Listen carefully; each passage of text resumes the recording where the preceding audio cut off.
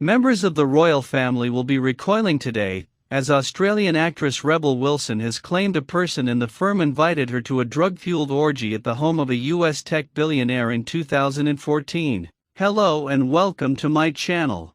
Please do well to hit the subscribe button, like and turn on the notification bell so as not to miss out on any news update. In her new book, Rebel Rising, the Pitch Perfect star, 44, says a male member of the royal family who was 15th or 20th in line to the British throne floundered around at the party where drugs were being passed around like sweets. Prince Harry famously wrote he had taken cocaine a few times in his memoir Spare. Meanwhile, both Lord Frederick Windsor and King Charles's stepson Tom Parker Bowles have admitted to cocaine use.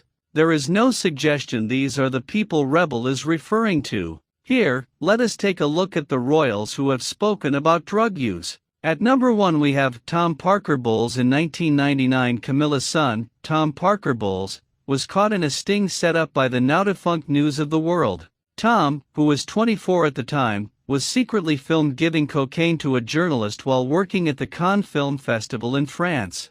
Later, he also admitted using cocaine himself with someone he found last night while working in France. Charles, who was then a patron of the drugs charity Phoenix House, was fairly cross, and scolded him, according to reports at the time. Prince Harry is our second royal caught in a drug abuse scandal as well, writing about drugs in his memoir, Spare. Prince Harry's drug use and partying lifestyle has been well documented. In Spare, the Duke of Sussex sensationally admitted to having taken cocaine a few times during his wilder party years. He also confessed to taking cannabis and magic mushrooms, and ended up hallucinating that a bin was talking to him. He also described smoking cigarettes and cannabis and drinking at the Windsor Castle golf course while he was a student at Eton. During the Golden Jubilee in 2002, the Duke described being dragged into an office by an anonymous royal household staff member after a reporter inquired about his drug-taking habits. In February 2002 it was also reported that King Charles, then the Prince of Wales, sent Harry to visit Featherstone Lodge Rehabilitation Centre in Peckham.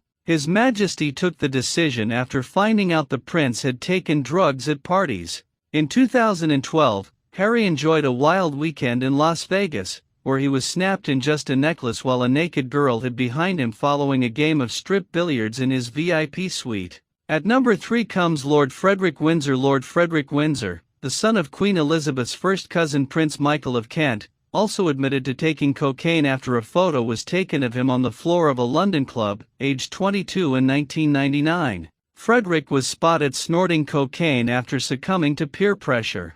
The royal, who is now married to Peep Show star Sophie Winkleman, later retold the story and said he regretted it. Frederick and his sister Lady Gabriella were taken by their mother to a drug rehabilitation center as teenagers, so they could see the problems caused by addiction. Nicholas Knatchbull, King Charles' godson and heir to the £100 million Mountbatten fortune, has struggled with drug addiction. The great-grandson of Lord Mountbatten, King Charles's godfather and very close confidant, was Prince William's mentor at Eton. But after leaving school, he became hooked on drugs, and dropped out of Edinburgh University after just 6 weeks. A typical evening out would involve drug-taking, nightclubs, and often end with him performing dangerous high-speed maneuvers in the car his father had bought for him. He has previously boasted he allegedly gave Prince Harry his first cannabis joint when they were both pupils at Eton, and how he smoked crack when the Queen came to stay with his parents at their mansion.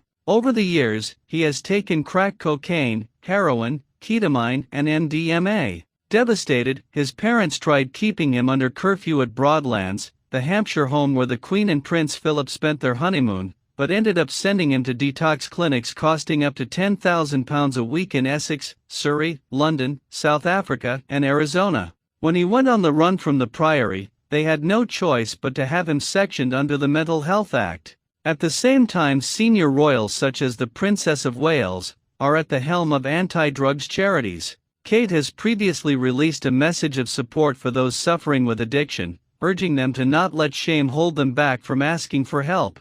The Princess of Wales, patron of addiction recovery charity the Forward Trust, said addiction is a serious health condition and not a choice. Her message of support for the Taking Action on Addiction campaign comes in the form of a video on the first day of Addiction Awareness Week. In the video, Kate, now 42, said addiction is a serious mental health condition that can happen to anyone, no matter what age, gender, race, or nationality. As patron of the Forward Trust, I have met many people who have suffered from the effects of addiction. Attitudes to addiction are changing. Thank you so much for watching. Make sure to leave comments and to like and subscribe. Thank you.